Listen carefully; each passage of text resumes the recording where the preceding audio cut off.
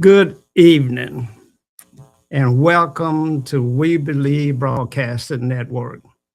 Now, we have a special edition this afternoon. We're going to be talking about a tremendous loss that we had here in our city over this past week. Now, if you're watching us on Facebook, we want you to send a star, subscribe to the program, hit the notification button so that you won't miss any of these shows. If you're watching us on YouTube, go ahead and subscribe to the channel and hit the notification button. We're streaming on many different platforms, including X and others. So we want you to be able to get the information as we bring it to you. Now, we're growing as a television network each and every day with some of the best programs that you'll find anywhere else, and the quality of our content is unmatchable. So stay with us. Now, my guest this afternoon is no stranger to this studio, a gentleman that helped me put this thing together, that has walked with me hand in hand, foot in foot for the last 20 years.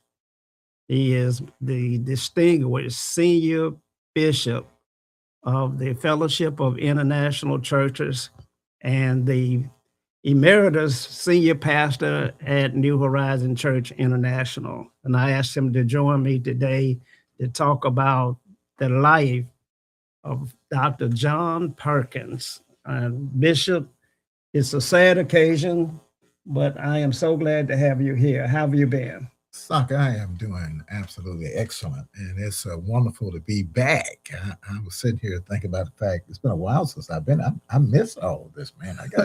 I got to get back in the saddle here, and everything is gorgeous and just tremendously impressive. And thank you for what you do, and I'm glad to hear. I'm glad to be here to talk a little bit about John M. Perkins, who was a treasure for the state of Mississippi. Well, let's get right into it, Bishop. You knew him probably better than most. I know that he was a member and he joined New Horizon Church under your leadership. And of all of the churches that he could have joined and throughout this entire state, he chose you as his spiritual leader. What did that mean to you, and why did he choose you? Well, first, when John came back from California, we'll get a little bit into that story. When he came back, yeah, he chose to be a part of New Horizon Church. And that was a very humbling, yet encouraging circumstance, because you're right, he could have went anywhere. But he chose to come to New Horizon and was there and faithful. That's the other thing I want people to know. And humble, always respected his pastor, while he was one of my mentors. And so the father, because that's who John was, became a good son. Now, Bishop, he came from a very humble beginning down in New Hebron, Mississippi. Yeah. And he is probably one of the most renowned, most respected Black individuals in the country. I know he used to talk about how important he was and how they recognized him in places like Seattle and other parts of the country. How did he manage to make that journey from New Hebron all the way out there and to become an author and a leader, a champion for civil rights? Yeah, I often say that the people of Mississippi typically don't know how big John Perkins is and how he's viewed in other places. The scripture says the prophet has honor everywhere but at home. And that is certainly true when it comes to John Perkins. He's originally from New Hebron, Mississippi. His testimony is, of course, he only went to the third grade, okay? But had a sharp, brilliant mind.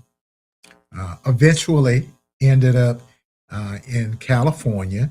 The Mississippi Link has a great article and that I want to refer to people to look at.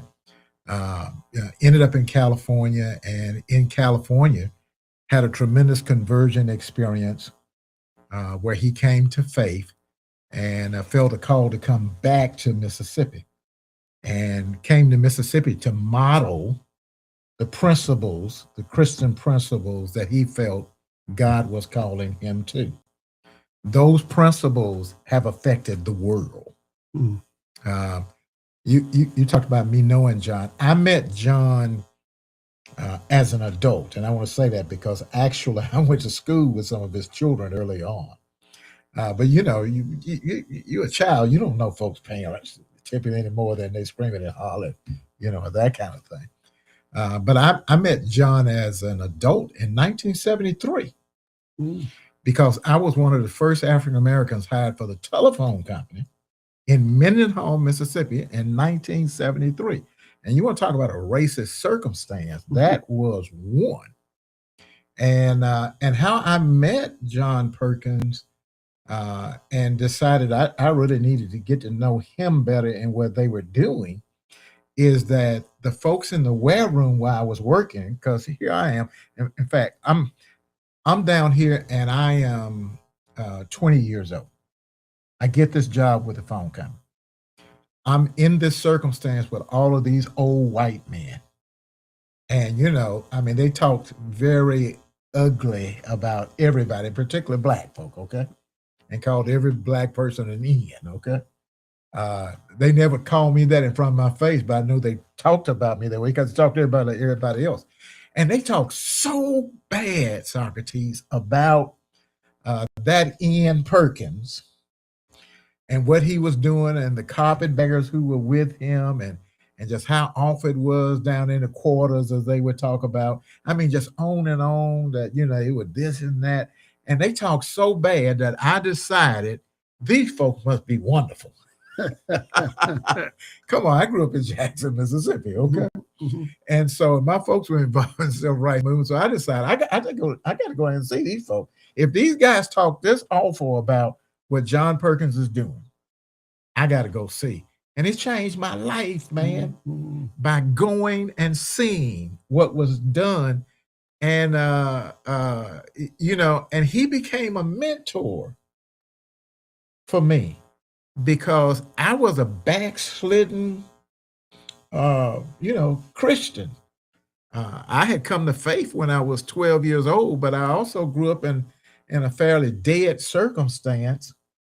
And you know, wasn't anything excited about it. And then you've heard my testimony before. My parents, we were in business, and businesses that were antithetical to the faith. We were in the cafe and motel business and bootleg a little whiskey on the side, okay?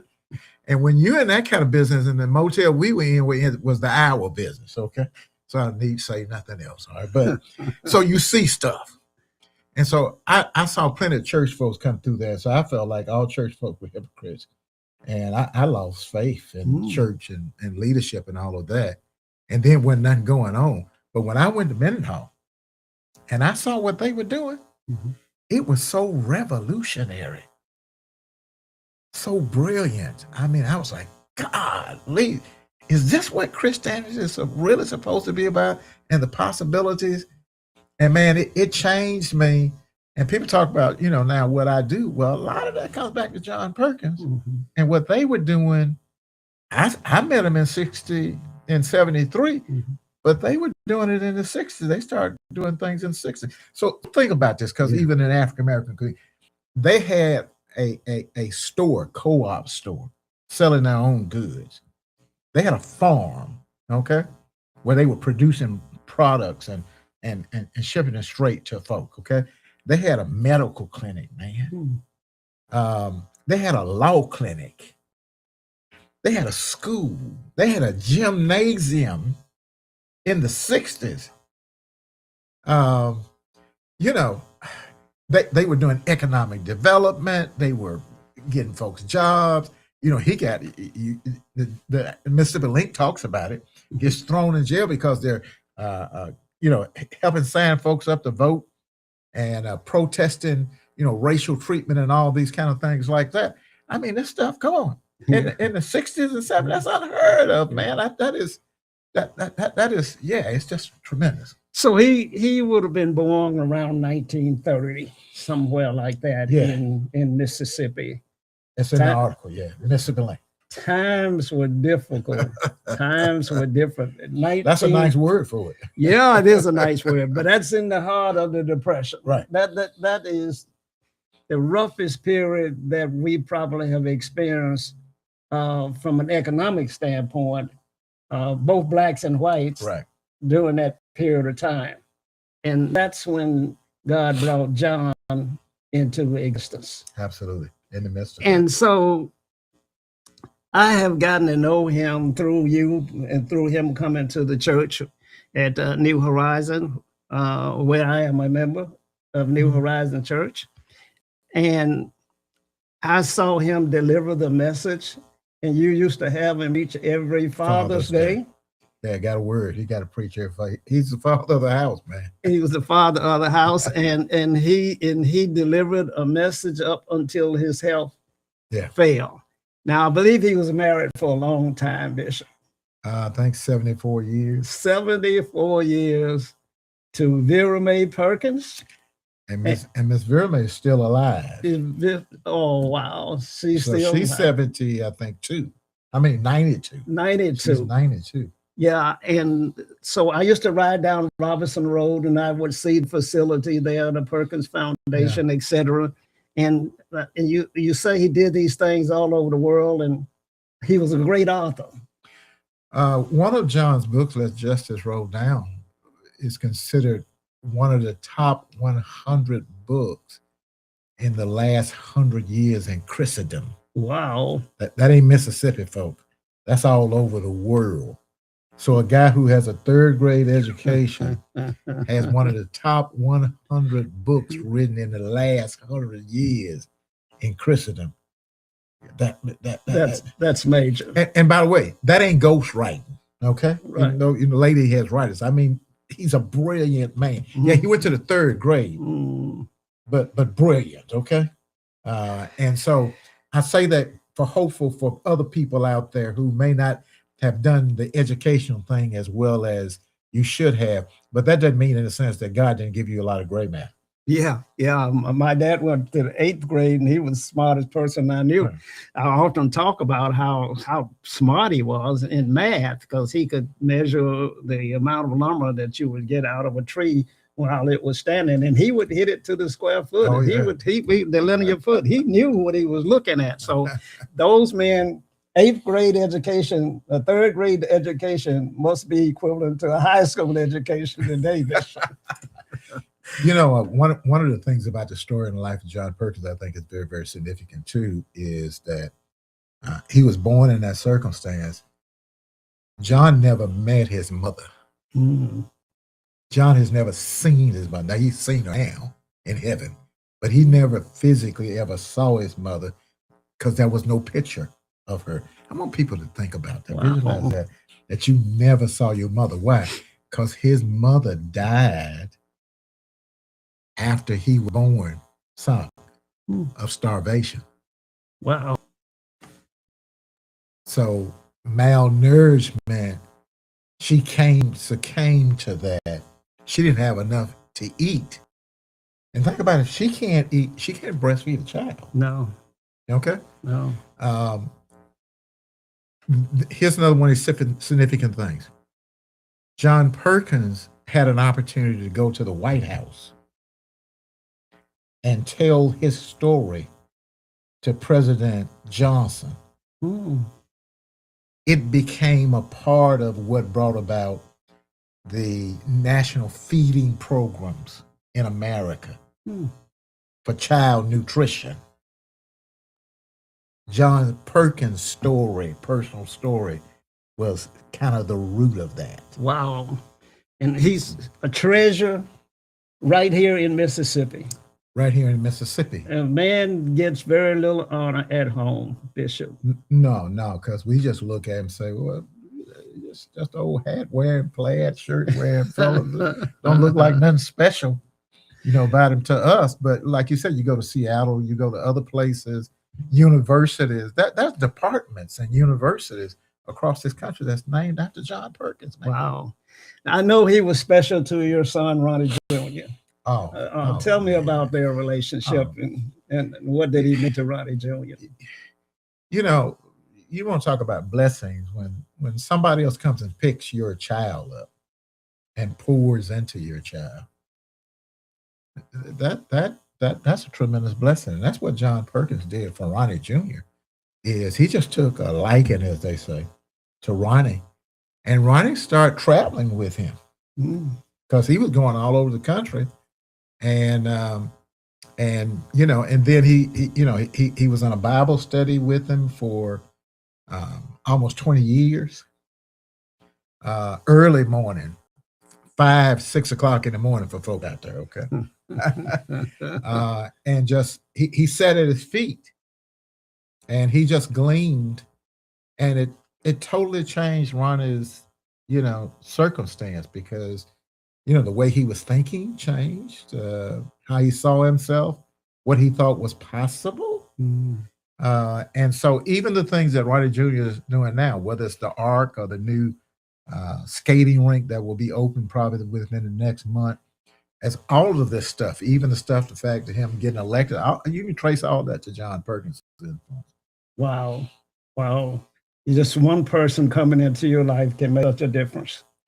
And I'm sure someone came into John's life having born in a circumstance down in the Hebron, Mississippi. I'm sure he got lots of licks against his head and against his body during that turbulent times. I know he was locked up in the jail on several occasions, Bishop. They tried to kill him down there. They tried to absolutely kill him down there. Yeah, beat him pretty brutally.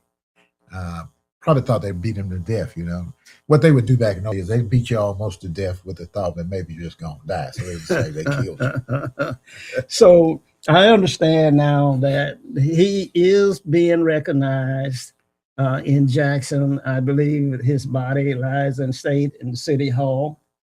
It will Friday. It will Friday. Yeah. And that's a tremendous honor. I don't think I've seen that happen but twice. Yeah, kudos to Mayor John Horn. Yeah. For doing that.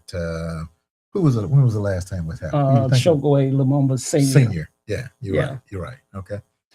So it's a notable honor. I want to commend the mayor doing that. Once again, the guy's a treasure, and if it's time that the people at home recognize these kind of folks, and give the mayor credit. He also did this with Hezekiah Walker, Watkins, with Hezekiah Watkins, that he recognized Hezekiah at the past Martin Luther King birthday benefit, to thank him, to apologize and thank him. I mean, Hezekiah said nobody ever done that. Wow. For what was done to him. Wow. And so, but that's John Horn. That's who he is. So speaking of political leaders, I had the opportunity. We lost some dynamic people in the last 10 days. Absolutely. We lost Dr. Elaine Hayes Anthony, and then Dr. Alice Smith, Absolutely. the mother of the late District Attorney Robert Schuler Smith. And when I attended the service for Elaine, it was a very long service, and every white person of stature was present and was on the podium and spoke at the funeral. Wow. Haley Barber was sitting next to Benny Thompson at the funeral.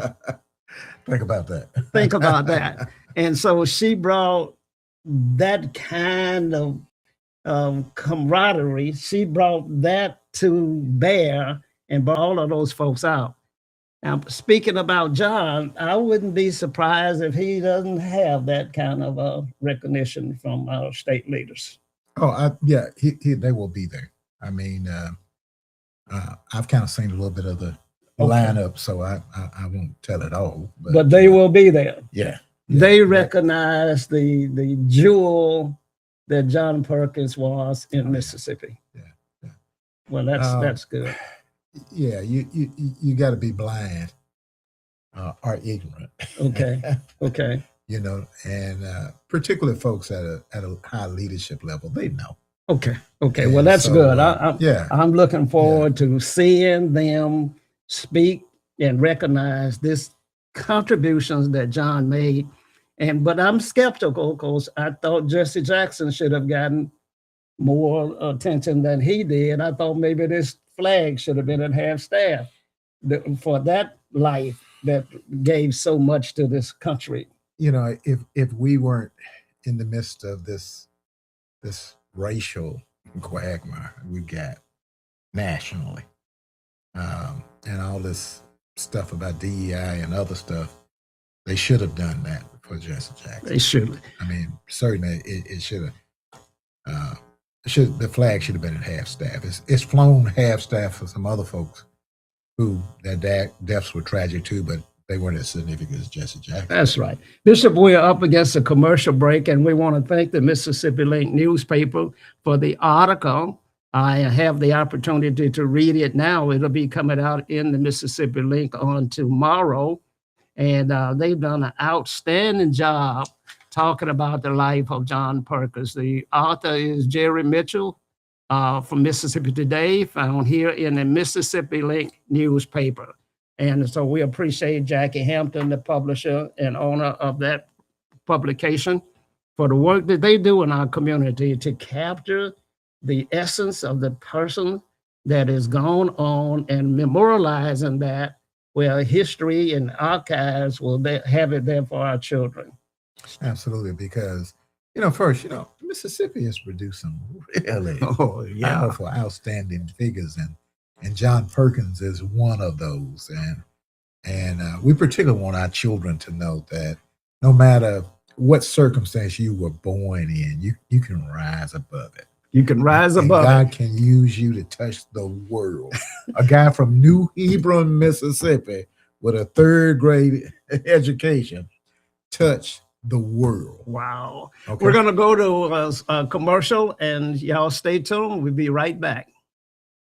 The Mississippi Link is an African-American female-owned newspaper with a trusted voice that is highly respected throughout the city, state, and nation. Our motto, keepers of the knowledge for people who speak the truth, since 1993. Link significantly influences the thoughts, attitudes, and buying decisions of its readers. Call us at 601-368-8481 for your advertising needs. If you would like to receive a newspaper in the mail each week, our annual subscription is only $52 per year. That is only $1 per week for you to stay informed regarding many stories that you can only get in the Mississippi Link. Sign up today at themississippilink.com and click on Home Delivery.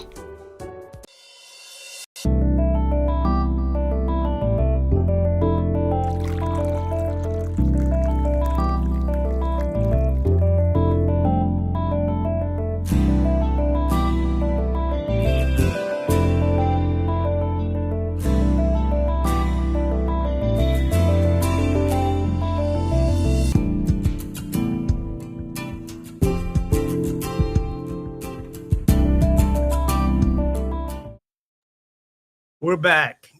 And again, we're broadcasting live from right here in Jackson, Mississippi. From Mississippi, ground zero, we're talking about a gentleman that became a giant. Dr. John Perkins, 3rd grade education, born in the poorest part of the poorest state in the nation, that rose to be recognized as a premier author and a civil rights leader and activist. A gentleman that got beat.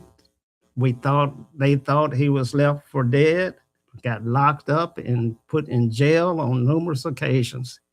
Was not very well received when he returned to Mississippi to try to model some programs that he'd seen in other places. I've had the opportunity to see significant leaders come into New Horizon Church to visit with Dr. John Perkins. He touched so many lives. And so if you're watching us out there on Facebook, send us stars, subscribe to the program, hit the notification button. If you watch us on YouTube, subscribe to the program, hit the notification. You don't want to miss any of these kind of shows. A life that's so well lived needs to be recognized in as many places as we can. And we here at We Believe Studio are honored to have an opportunity to talk to Bishop Ronnie Crudup, who is sharing his thought and his memories of this distinguished gentleman, Dr. John Perkins. Bishop, Now the children got to be hurting at this point. How many children did he and Vera May have? Um, I think they had 7. I think it was 7. 7. And Yeah, I I think know it was he 7. had lost one of his sons The early oldest, on. yeah, Spencer, the oldest son.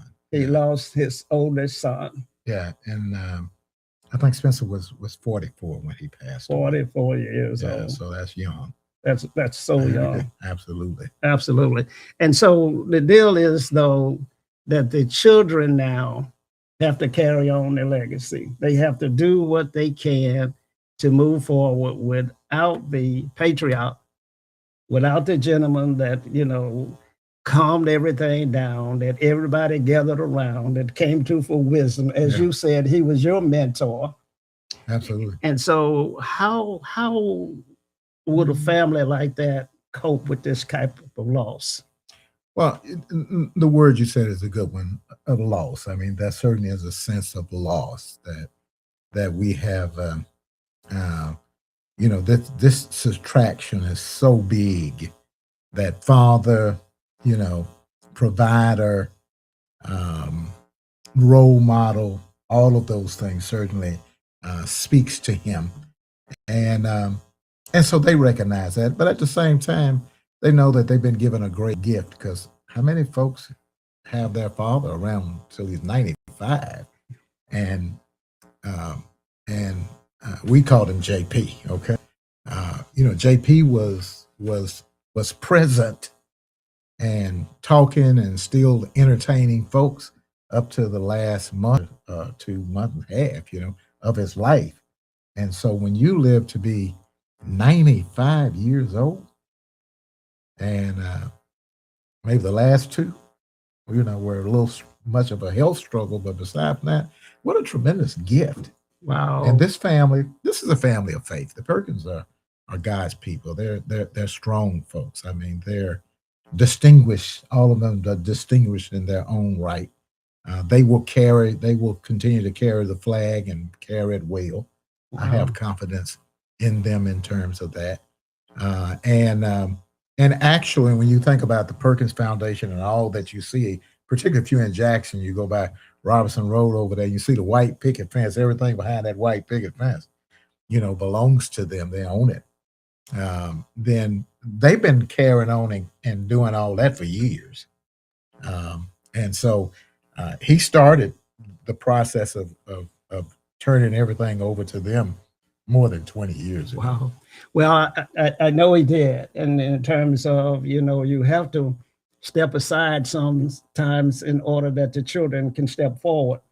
And I've seen you do that on more than one occasions, so it's important. But I know the loss of Spencer must have been traumatic experience. Oh, it's one that he and Vera May talked about all the time. It changed them, because as Dr. John Perkins would say, his plans was that he would give all this over to Spencer. And Spencer was a tremendously talented individual. He was an author. He was leading a whole side of the ministry, separate from what his father was doing. And so he also had a national presence. And so when he passed away untimely, it was a great, great shock, Yeah. For John and for his mother, Vera May. And in fact, whenever I'd go and talk to him, I mean, Spencer's name would always come up. Wow. Now, Bishop, there's got to be an itinerary plans for the homegoing celebration for this gentleman. What are those? Well, on Friday evening at New Horizon, starting at about 5 o'clock, then the body will be there, and people can come in for viewings as well. There will be a program that Friday evening as well that gives, a number of other people an opportunity to say something if they would like to. And so that is open to the entire community. Certainly on Saturday morning at 10 o'clock, then also there will be a period, an hour for viewing before the service itself. The formal funeral service will start at 11 a.m. And And that's going to be a considerable service. You Yeah. use the 3 hour Yeah. time frame, so I'm hopeful they can get it in 3.5. Well, I mean, who's officiating? Who's giving the eulogy? Well, actually, a gentleman by the name of Coach Gordon, is giving the eulogy. Wayne is out of Chicago, and he and JP started the Christian Community Development Association, which is worldwide as well. And that decision was made years ago. Okay. And so even though I was John's pastor, for over 20 years as well, we always knew that Wayne would probably actually do the eulogy. Okay. The present senior pastor of New Horizon, Bishop Henry Joseph, will actually be officiating in a sense, over everything else that's going on. Okay. But Wayne Gordon will actually give the message. The rest of us will have some words. Have some words. So again, now you're saying that the body will lie in state at City Hall. Mm-hmm. And what day and time? So Friday. So the body will be at City Hall Friday, and I think it's either 10 or 11 o'clock. From there up till about I think 2 o'clock or something in that area. They will then move the body from there Friday to New Horizon, and for the serve family hour that starts at 5. And so he will be buried back at New Hebron, or will he? They will carry him home. Yeah, so New Okay. Hebron. Yeah, they'll carry him back to New Hebron. That won't take place actually until Sunday, because what's going to happen is they'll take him down. They're going to have another little small service before the actual burial for elderly folk and other folks and family members there at one of the local churches there in New Hebron, and then he'll be buried. And that will be the closing of that chapter. And Bishop, we have lost so many good people lately until it's just difficult for me to imagine how we're going to replace individuals like Jesse Jackson, and we talked about Elaine Hayes Anthony, we talked about Dr. Alice Smith, and we're talking about John Perkins. And I said on another show, Bishop, that baby boomers came in here in about 1946 to the mid 60s. And of course, John wasn't a baby boomer. He was well before that. But I said that the boomers, they came in together and now they boom it out together. Absolutely. And so we have to find a way to make sure that we've invested enough in new leaders, the way that John poured into Ronnie Jr., and the way that you poured into me individually, and the way that others have done that. I was speaking to Harvey Johnson the other day, and he was at Powell Middle School doing his mentorship at Powell. He said that's tremendously important, and he said we got to have consistency. He's always had a good revelation about that. I admire the former mayor of Jackson, Harvey Johnson, for that. That is so tremendous, because he understands something. Woe be to us if we don't mentor, if we don't pour into others. In fact, if you don't do it, then your work, frankly, is in vain, because everything that you work for will just fall to the ground. Wow. And so none of us want that to happen. And so you got to mentor. You got to get the next generation ready. Sock, I never shall forget the story. I was going somewhere. I don't know. It was out of state. Okay. It was a group of us, and I think we may have been on a bus or something like this.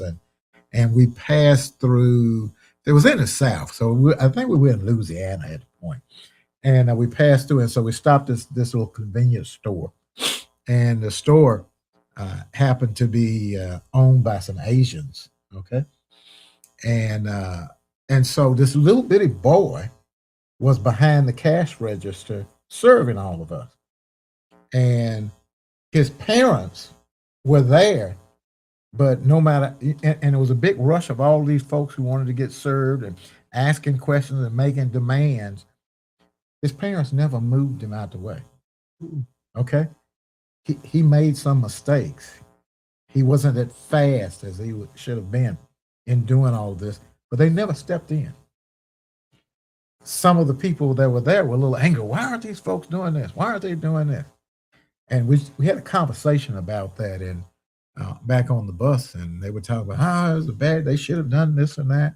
Should have told them, get your behind out the way, hit him side, black folks saying, hit him upside the head, move out the way. You can't do nothing right and all this. I said, no. What those folks were saying is, you own this place one day. You're going to be running this place, and you need to get accustomed to this. Mm-hmm. And we were saying, isn't that a wonderful example for us as African Americans? We have to do that kind of thing with our children. Instead of downgrading them and saying, you're not this, you're not that, you can't do this. No, hey, you're going to own everything one day. Get used to it. Get used to it. Now, Bishop, we're running out of time, but you have had a distinguished career here in Jackson, and I have gone with you to do the invocation for presidents when they were coming into town. I remember once that they shut down the entire inmate of 55 because the president was in Jackson, Mississippi, and you were on that program. Yeah. I know that you were on that program for the iconic leader, Leland Speed, as well. And so you've officiated and been a part of some tremendous movement in Mississippi and in Jackson area. How do you see where we are today? Are we making progress? We're seeing some setbacks. No, we're making progress. We're making progress. First, let me say, I am very aware of the gift that God has given to me. He put people like John Perkins in my life, okay, and so many others that opened tremendous doors for me. Regardless of what, and there are people who say, well, Leland Speed wasn't whatever, the guy like me, okay? Mm-hmm. He opened some doors for me. And vice versa, and all of these things as a part of that. And so I've been a beneficiary of grace. Things are actually, I'm very optimistic right now. Do I think there's craziness going on in this country? Absolutely. Okay. I detest what is going on nationally and the setbacks that we're all suffering, and the racism that's prevalent in stuff that's going on. I see all of that, but on the other side, I see tremendous opportunity. And we talked about Jesse Jackson, so let me resurrect his statement. Hey, keep hope alive, folks. Yeah. In the midst of all that Trump and all these other folk aren't and what they are doing, hey, God is still on your side, on our side. And we said in the church all the time, what God's got for you, then the devil in hell and the federal government, nobody, our state government, can't keep you from it. And so, this thing causes us to think more deeply, physically dig a little deeper. But come on, Black folks have always been, resident and flexible. We're survivors, and we will not only survive, but we're going to be more than overcomers. And so, if you got a business idea, go after it. Okay. If you're doing something in the community, go do it. Get some other people with you. If you can't do it by yourself, go get 2 or 3 other folks and ask for some help. Okay. Remember, pride goes before a fall. Okay. Mm-hmm. But sometimes it's not for you to do it all by yourself anyway. Go get some help and do it. And just because you also may have had a failure somewhere along the way doesn't mean that it's final. Mm-hmm. Okay. And so you and I know as business people, a lot of ideas we got is just not the time at that particular moment. Mm-hmm. It doesn't mean that next year may not be the time. Mm-hmm. And so I believe that it is our time. It's our time. And so let's strengthen our hands, let's strengthen our hearts, and let's go after it. And let's make Jackson and particularly African American community better. Bishop, you've been a man of tremendous faith. I've studied under you and I've watched you over the years. And there was a gentleman named Rodney in our church. And Rodney had a tremendous illness, and he would make loud noises and utterances during the service. And of course, you were always, you allowed all of that with no one to say anything and said, this is Rodney and this is his situation. And then, Bishop, one Sunday, you announced that God was going to heal Rodney. Mm-hmm. And you said that he's going to heal him next Sunday. And I was sitting there and my eyes, I wasn't asleep, but my eyes really got wide.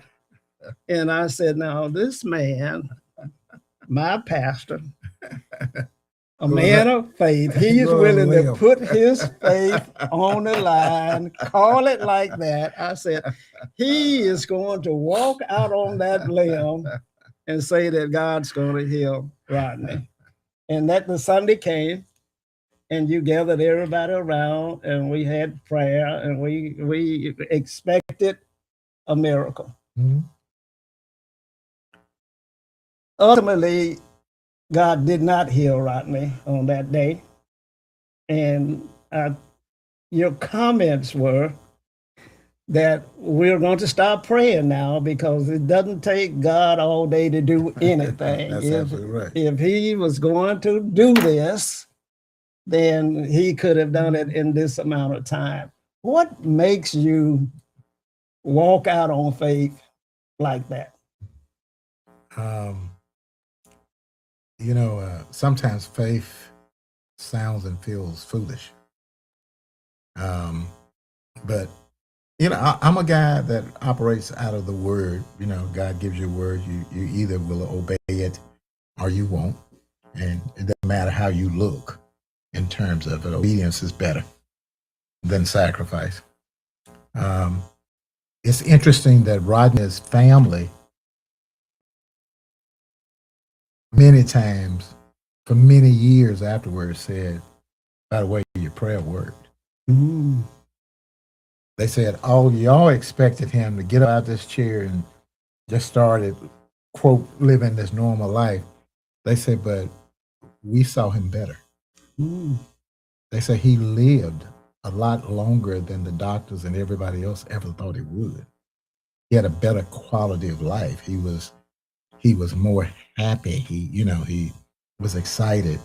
And so they said the prayer worked, not the way that we thought it should work, but it worked. And so that wasn't the first time I've gone out on a limb and been willing to look foolish. I mean, that's my whole life.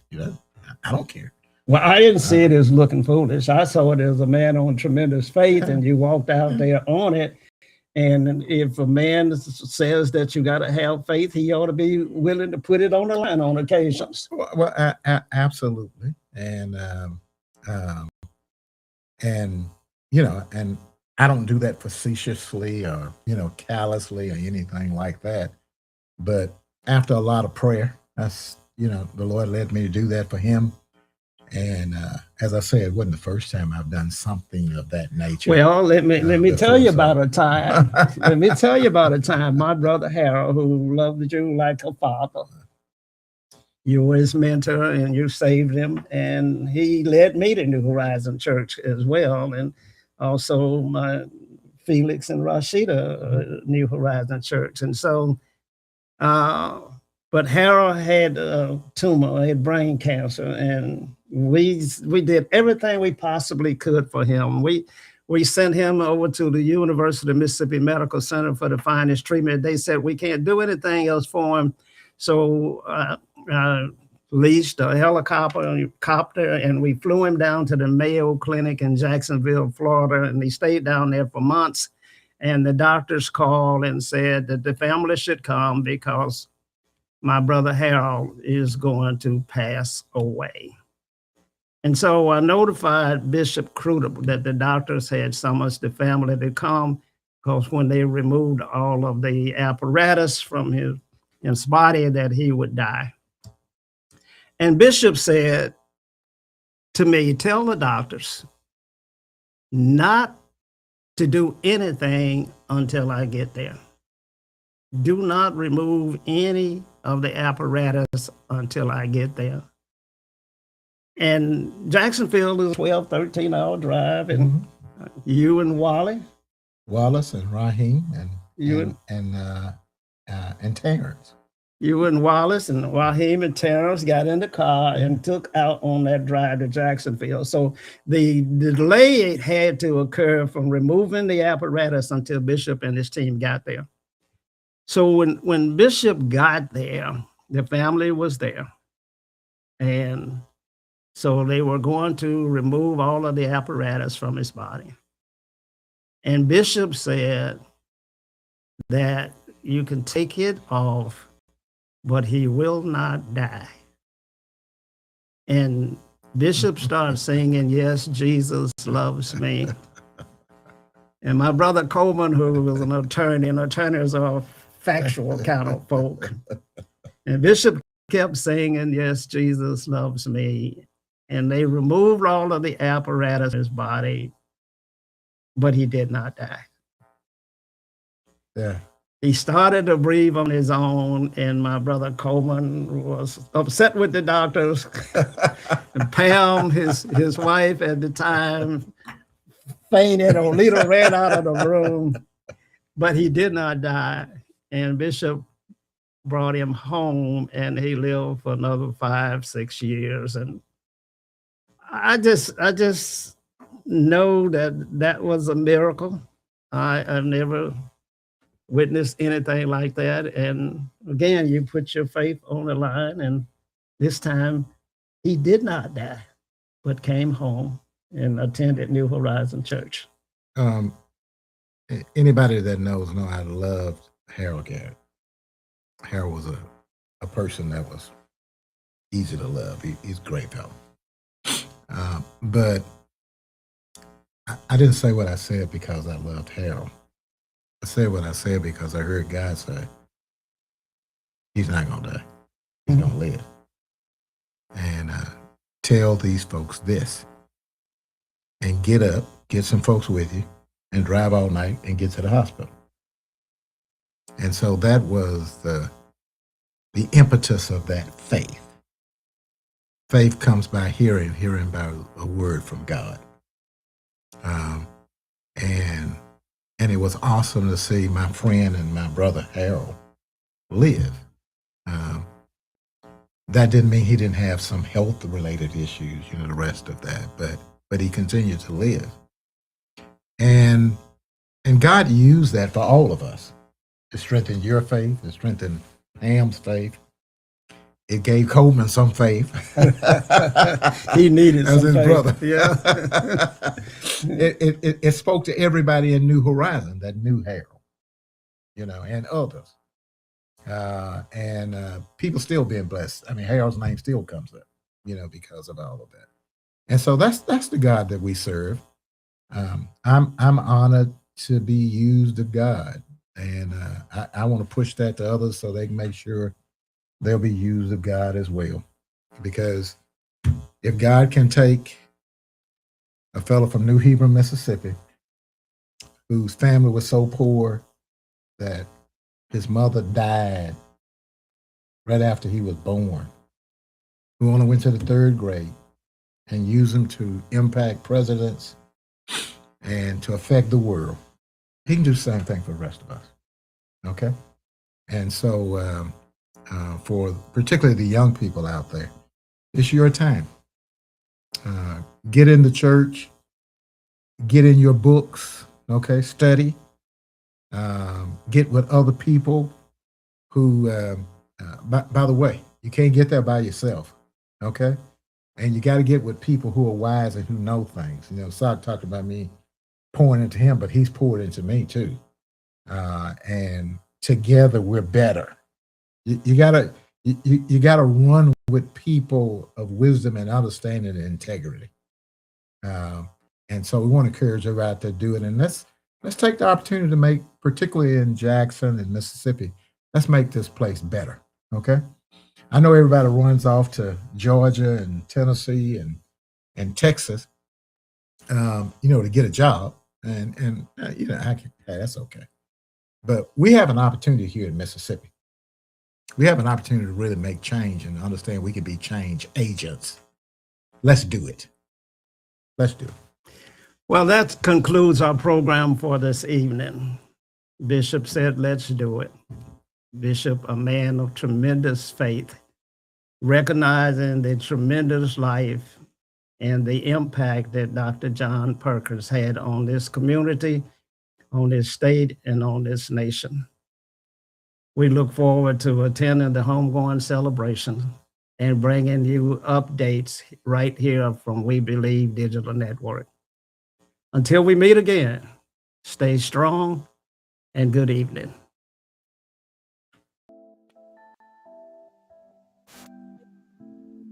Excellent. Thank you.